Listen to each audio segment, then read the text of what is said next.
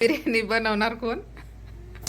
तू हा बरं आहे काम. मी तिथं खेळायला नाही, माझं नाव न पत्ता देत बनवणार मी. हा हा. बघा ते कोण ठरवणार आहे, बघा ते कोण जिंकलं.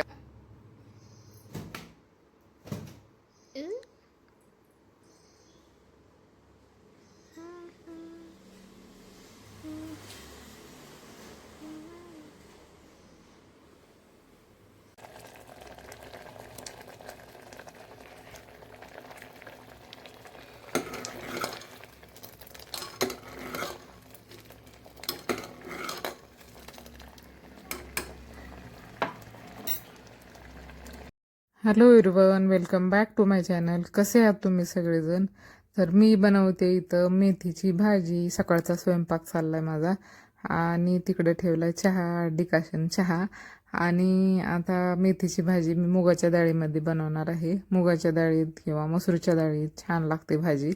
आणि डाळ वगैरे तर मला माझी आई गावाकडूनच देते. मुगाची डाळ, तुरीची डाळ, उडीद डाळ, ह्या घरच्या डाळी, गावरान डाळी एवढ्या चव लागतात ना, नुसती शिजवून खाल्ले ना तर खूप छान लागतात ह्या डाळी. तर चला, इथं भाजीला फोडणी पण दिले मी. सोबतच कांदा, थोडंसं टोमॅटो टाकले, नंतर जिरे, मोहरी, चवीनुसार सगळं, मीठ, हळद, मिरची हे सगळं टाकून घेतले. आणि 5 मिनिट ठेवले होते मी मुगाची डाळ त्या पाण्यामध्ये, लवकर शिजेल म्हणून. आता थोडीशी मऊ झाले डाळ. आता ह्याच्यामध्ये मी मेथीची भाजी टाकून घेणार आहे. आणि मेथीची भाजी सगळ्यांनाच आवडते. मेथीची भाजी चवच अशी आहे की ती भाजी असं कोणालाच आवडत नाही, एवढी छान लागते भाजी. तर चला, इथं डाळ पण थोडीशी शिजत आले, थोडीशी मऊ झाली. आणि आता लगेच मी ह्याच्यामध्ये भाजी टाकून घेणार आहे. मेथीची भाजी सगळ्यात शेवटी टाकून घ्यायचं आहे, छान ह्याच्यामध्ये मिक्स करून घ्यायचं आहे. मेथीच्या भाजीला जास्त वेळ लागत नाही शिजायला, लवकरच शिजते. तर सोबतच आधी टाकलं की मग थोडंसं जास्त शिजल्यावर तसंही छान लागते. प्रत्येकाची पद्धत वेगवेगळी असते, मी असं बनवते. आणि डाळ सुरुवातीला टाकल्यामुळे छान मऊ पण होते आणि खायला पण छान लागते. या अगोदरचं कोण हे जिंकलं? या अगोदरचं कोण जिंकलं म्हणलं? अय, हा, तुम्ही तर मेन हे आहो, त्याच्यातले एक्सपर्ट आहो. असं कसं झालं? सलाळकर फॅमिली इज एक्सपर्ट कॅरम. मामा आणि श्रेयाच्या डॅडीचं चाललंय इथे खेळणं कॅरम.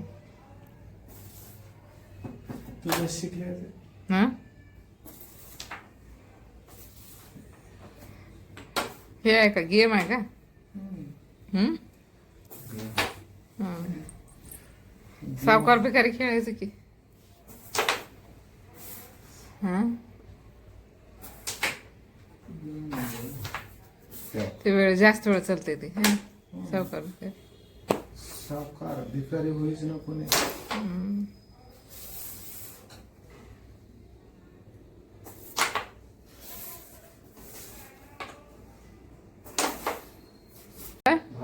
कोण एक्सपर्ट आहे म्हणलं, लय तारीफ कराल तो. बहीण बहीण भारी खेळते, भाऊ भारी खेळते. आता कसं? ऑब्विसली आ, कॅरम हा गेमच तुम्ही भारी खेळता. आता तुम्ही जिंकताय ना प्रत्येक डाव.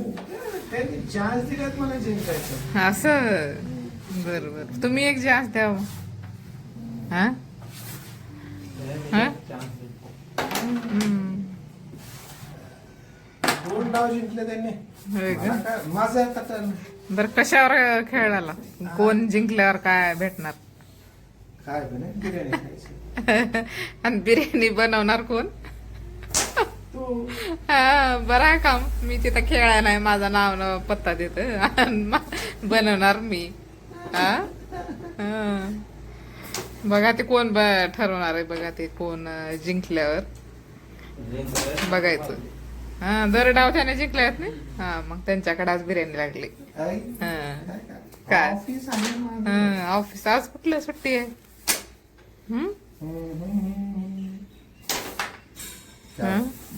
इथं एक्सपर्टीज. हा. क्या बात. झालं का नाही हाय ट्रिक. मामा बघा बिर्याणी.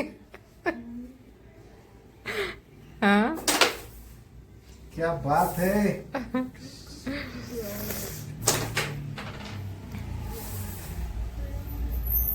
सावकार भिकारी खेळायचो तो जास्त वेळ चलते डाव. म्हणूनच खेळायला. हा. सगळ्यात भारी प्लेअर कोण आहे माहिती म्हणजे हा. हो माहित आहे मला. उग हे करायचं फुगवायचं हरभऱ्याच्या झाडावर चढवायचं आणि सगळ्या गोट्या आपणच काढायचं. हं? माझ्या अवस्था खेळते वेळेस सगळ्यानेच काढते तर.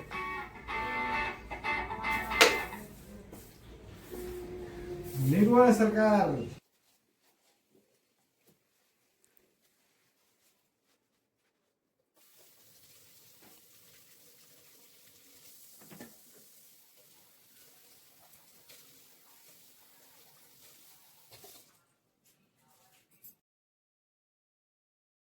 यानंतर आले मी किचनमध्ये. वाटत होतं बराच वेळ अजून यांच्यासोबत बसावं, पण काय काम थांबणार आहे का? काम तर चालूच ठेवावं लागते आणि थोडं कामाला आळस केला की मग कामं जिथल्या तिथं पडतात. मग त्याच्यामुळं म्हणलं चला आता काम आवरावं.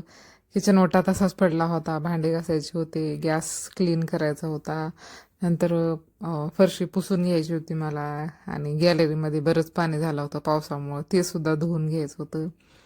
नंतर कपडे धुवायचे होते. आज सकाळपासूनच ब्लॉग केला म्हणून त्याच्यामुळं तुम्हाला आज दिवसभराचा ब्लॉग बघायला भेटेल. आणि आता सध्या पावसाचं वातावरण चालू असल्यामुळं ना जेव्हा जास्त पाऊस असतोय तेव्हा कामं सगळे होत नाहीत. म्हणजे कपडे किंवा बाकीचे इतर कामं हे थोडेसे पेंडिंग पडतात. कपडे वाळत नाहीत, मग एक्स्ट्रा कपडे जमा झाले की मग एकदम जास्त कपडे धुवायला निघतात. किचन ओटांना वेळच्या वेळी जेव्हाच्या तेव्हा स्वयंपाक झाल्यावर किंवा नाश्त्याची भांडी झाल्याच्या नंतर स्वच्छ केल्याच्या नंतर एकदम फ्रेश वाटतो आणि आपल्याला किचनमध्ये यायला सुद्धा छान वाटते. आणि काही नवीन बनवायचं असलं की मग कंटाळा येत नाही. तो एक स्वतःमध्ये एक काय म्हणतात पॉवर आणून घेतलीच पाहिजे. नाहीतर मग आळस केला की किचन ओटा तसाच पडतो, पसारा होतो, मग कुठल्याच कामाला हे होत नाही, मूड होत नाही. सोबतच मी सकाळी घासलेले भांडे हे करून घेते, रॅकमध्ये लावून घेते. भांडे पण आता मला इथं जास्त म्हणजे इथं बेसिनमध्ये जास्त ठेवता येत नाही, कारण की मध्ये भांडे घासायचे आहेत. गावाकडे कसं बाहेर भांडे घासायचं होतं, त्याच्यामुळं मग तिथं थोडेसे जास्त पडले तरी दिवसातून 2 वेळ भांडे घासायला सोपं जात होतं. पण आता इथं पुण्यामध्ये ना वेळच्या वेळी भांडे घासले की छान पण वाटते, स्वच्छही राहते. आणि आता पावसाचे दिवस आहेत त्याच्यामुळे छोटे छोटे मच्छर पण येतात.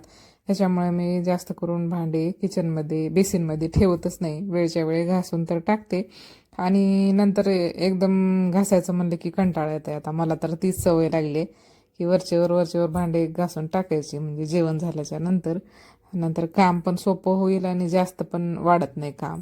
आता आम्ही आहोतच घरामध्ये, पण घर पण मोठं आहे. एवढं घर क्लीन करायचं, नंतर सगळ्या वस्तू, मला तर क्लिनिंगची खूप सवय आहे. जिथल्या तिथं सगळ्या वस्तू पाहिजेत. स्वच्छता ही तर प्रत्येक लेडीजच्या अंगात असतेच आणि ती असलीच पाहिजे. आणि तेच आता माझं चाललंय, भांडे घासायचं ते होत आलंय. ते झाल्याच्या नंतर पुढचे कामं बरेच आहेत मला. आणि कामं कधीच बायकांना ब्रेक घेता येतच नाही. सुट्टीच्या दिवशी चालूच असते काम काम आणि काम. जास्त मग थोडासा आळस केला की मग पुन्हा परत जास्त कामाचा लोड पडतो. त्यापेक्षा वेळच्या वेळी थोडंसं लोड पडला तर पडला, वेळच्या वेळी आहे ती कामं करत गेलं की मग कामाचंही तेवढं काही टेन्शन वाटत नाही. तर चला, आता हा आमचा भाकरीचा तवा आहे, हे लोखंडी तवा, हे पण मी गावाकडूनच आणलेलं आहे. बरेच वस्तू मी गावाकडून म्हणजे तिकडे छान भेटतात ही म्हणून तिकडूनच घेत असते मी. तर आता भांडे ही झाले माझे घासून, किचन ओटाही क्लीन झाला आहे. आता गॅलरी स्वच्छ करते, पाणी भरपूर झालं इथं. म्हटलं आधी कपडे वाळत घालण्याच्या अगोदर गॅलरी स्वच्छ करून घ्यावी. तेच मला पाणी थोडे मध्ये साचलं ना खूप टेन्शन येते, कारण की पाय निसटायची चान्सेस आहेत तिथं. श्रेया सारखं येत राहते किंवा आम्ही एकदम गेलो, मी किंवा श्रेयाचे डॅडी एकदम, म्हणजे माहीत नसते ना बाहेर पाणी आहे का नाही, कधी असते कधी नसते. मग एकदम पाय निसटायचा हेच भीती वाटते. घरामध्ये तसंच फरशी एकदम अशी पाय निसटायची आहे आमच्या, त्याच्यामुळे थोडंही पाणी इथं या फरशीवर जमत नाही. आता हे पाणी तुम्हाला वाटतं खाली पिळत असेल मी, तर इथं मी टोपल्यामध्ये त्या कपड्यातलं पाणी पिळून मग वाळत घालते.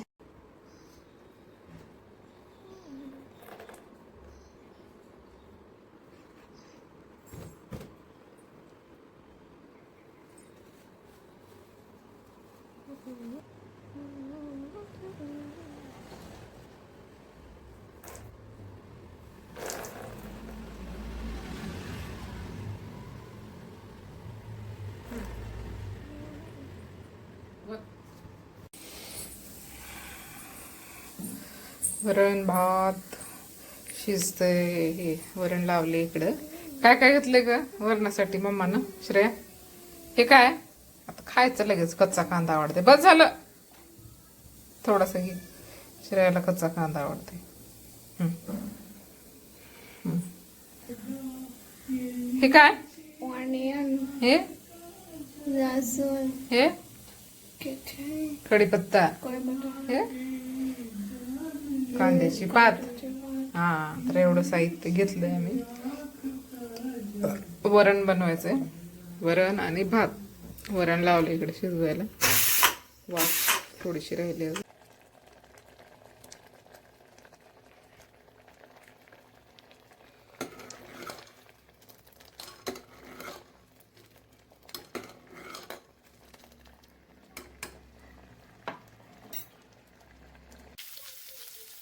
वरणाला फोडणी देऊन घेते मी नेहमीप्रमाणे. जिरे मोहरी टाकलंय, थोडासा कांदा आडवा चिरून टाकलाय.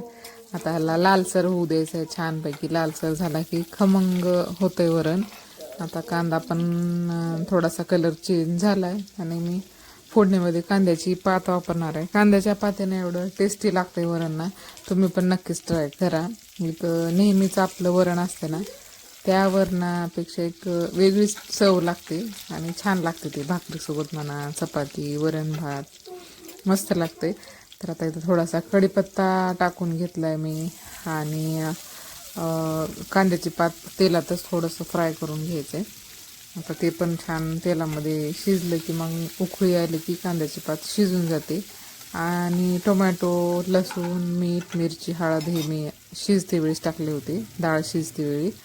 आता ते जर टाकायची गरज नाही. वरतून थोडंसं मीठ वगैरे पाहिजे असलं तर ते टाकेल मी. आता छान हे फोडणीमध्ये सगळं मिश्रण मिक्स झालंय. आता याच्यामध्ये मी वरण टाकून घेणार आहे, म्हणजे डाळ शिजलेली. आता छान मस्त असं वास पण छान येतोय. वरण पण झालेलं आहे. बाकीचा स्वयंपाक बनवला आहे मी. मेथीची भाजी, भाकरी, भात आणि वरण असा आजचा जेवणाचा बेत आहे. आणि मस्त आता बाहेर श्रेयाचे मामा आणि श्रेयाचे डॅडी जेवायला बसले. त्यांनाही भूक लागली. आता त्यांना मी जेवायला वाढणार आहे.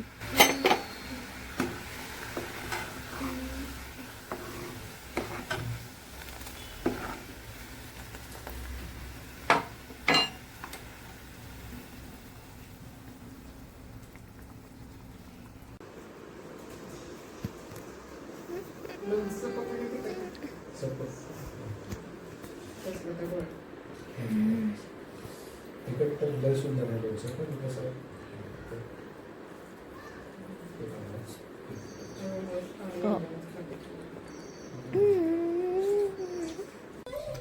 दुपारच्या नंतर आत्ता व्हिडिओ बनवते मी. आणि काय पावसामुळं थोडंसं बाहेर पण जायचं होतं, म्हणजे रात्री जास्त पाऊस वाढायचा, म्हणून जे काही आहे ते आणून घेतलंय मी. नंतर काय कंटिन्यू पाऊस चालूच आहे सगळीकडेच. तिकडं आमच्या गावाकडे पण तेच न्यूज आहे सध्या. पाऊस आहे आणि पावसामुळे भरपूर खेडेगाव असे नुकसान झालेलं आहे. न्यूज आम्ही तेच सारखं बघणं चालूच आहे. आणि इकडे पुण्यात, मुंबईमध्ये सगळीकडे पाऊस कंटिन्यू चालू आहे. आणि श्रेयाचं चाललंय इकडं TV बघणं. आणि माझं चाललंय की आज एक छान अशी स्वीट रेसिपी बनवावी म्हणून. म्हणजे 2 दिवसाखालीच बनवायचं होतं मला, पण नाही बनवले. आता आज बनवायचं आहे. यांना पण गोड आवडते. मग बाहेरचं स्वीट आणण्यापेक्षा घरीच आपण छान बनवू शकतो. आता बरेचसे स्वीटचे प्रकार मला येतात. बरेचसे आपल्या चॅनलवरती पण झालेले आहेत. चला तर मग आता आधी मी स्वीट जी रेसिपी आहे ती बनवणार आहे, ती कंटिन्यू करूया. आणि मला रात्रीचा स्वयंपाक सुद्धा बनवायचा आहे. तर रेसिपी बनवायला घेतली मी. पूर्ण तयारी सुद्धा केली. म्हटलं रात्रीचं जेवण नंतर स्वयंपाक झाल्याच्या नंतर जेवण भांडे सगळं आवरल्याच्या नंतर बनवावं म्हणून आता सुरुवात केली मी रेसिपीला. आणि बराच लेट झालाय. व्हिडिओ पण थोडासा रात्री बनवते मी, म्हणजे 10 वाजलेत आता. जेवण वगैरे झाल्याच्या नंतर निवांत हा व्हिडिओ कंटिन्यू करते मी. तर आता काय काय साहित्य घेतले ते बघूयात. तर मी घेतलंय हरभऱ्याचं पीठ, 1 वाटी पीठ घेतले मी.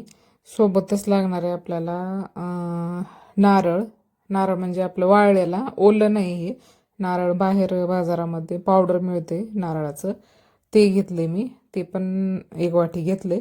आणि सोबतच तूप घेतले मी. तूप सुद्धा जास्त लागणार आहे आपल्याला. आता एवढं घेतले मी. थोडंसं अजून लागलं तर अजून वापरणार आहे. गरम करायला ठेवले मी. आता त्याच्यामध्ये तूप टाकून घेणार आहे. आता तूप टाकले मी. तूप टाकल्याच्या नंतर ह्याच्यामध्ये हरभऱ्याचं पीठ टाकून घ्यायचंय.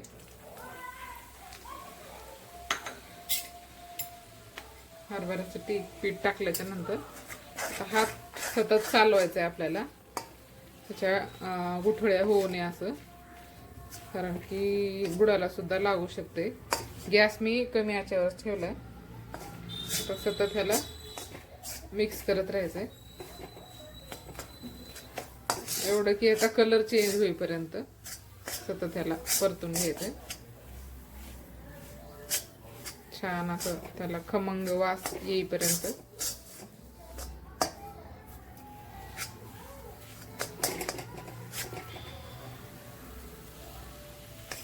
तुपाचं असल्यामुळं थोडंसं चिकटणार आहे ह्याला.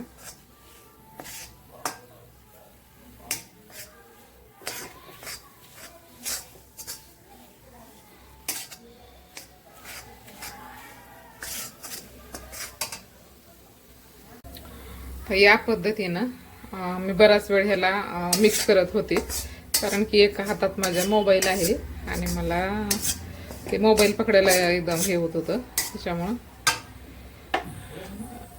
थोडंसं हे कढई पातळ आहे, त्याच्यामुळं ह्याला सारखं मिक्स करत राहावं लागते. आणि माझ्याकडे पातळ कढई आहे, त्याच्यामुळं करपण्याची शक्यता आहे. त्याच्यामुळं सारखं ह्याला मिक्स करून घेते. आता ह्याचा वास पण येतोय, खमंग वास येतोय. ह्याला सारखं असं परतूनच घ्यायचं आहे जोपर्यंत पिठाचा कलर चेंज होईल तोपर्यंत. आणि कमी गॅसवर, एकदम गॅस वाढवायचा नाही. आता हे झालंय, होत आलंय एकदम असं पूर्ण. कलर तर चेंज झालाय आणि वास पण छान येतोय. आता त्याच्यामध्ये टाकणार आहे मी हरभऱ्याचं जे हे आपलं खोबऱ्याचं जे पावडर भेटतंय ना, ते टाकले मी. हे रेडीमेड भेटते बाहेर, तेच आणले मी. नाहीतर तुम्ही घरामध्ये जे आपलं खोबरं असतंय ना, त्याला सुद्धा मिक्सरमध्ये बारीक काढून घेऊ शकता. तर याला सुद्धा मी छान मिक्स करून घेणार आहे. आणि लगेच इकडे आता मिक्सरमध्ये साखर बारीक करून घेणार आहे. तर या पद्धतीनं झालंय हे. थोडंसं थंड पण झालंय आणि एकदम खमंग वास येतोय. लालसर सुद्धा भाजलं गेले पीठ. आता साखर बारीक करून घेणार आहे. तर या पद्धतीने मी ह्याच्यात साखर टाकून घेतली. साखर टाकल्याच्या नंतर हे अजून गरम आहे, ह्याला थंड होऊ द्यायचंय. गरम आहे, हाताला पोळते थोडंसं. नाही, थोडंसं हे झालं आता मिक्स करायसारखं. त्याला छान असं मिक्स करून घेणार आहे.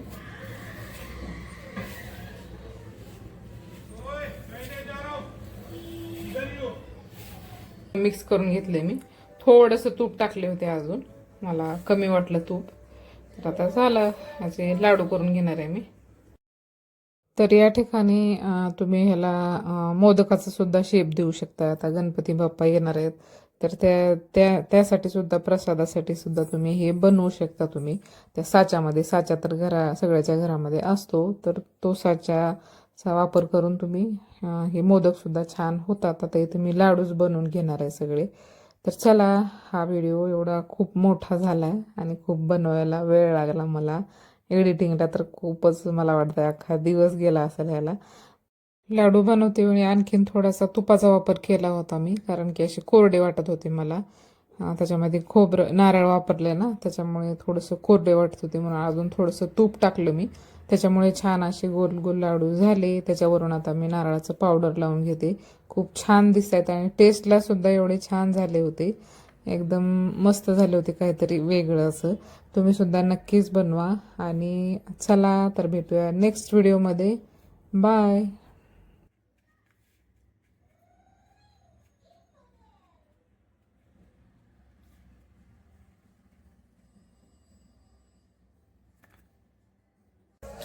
लाडू तयार झाले आहेत या पद्धतीनं. मस्त असं मी वरून नारळाचं थोडंसं पावडर लावलंय आणि बदामाने त्याला छान असं सजवलंय. तर तुम्ही घरी नक्की ट्राय करा आणि कमेंट करून सांगा की कसे झाले आहेत. आता हे मी त्यांना टेस्ट करायला देणार आहे.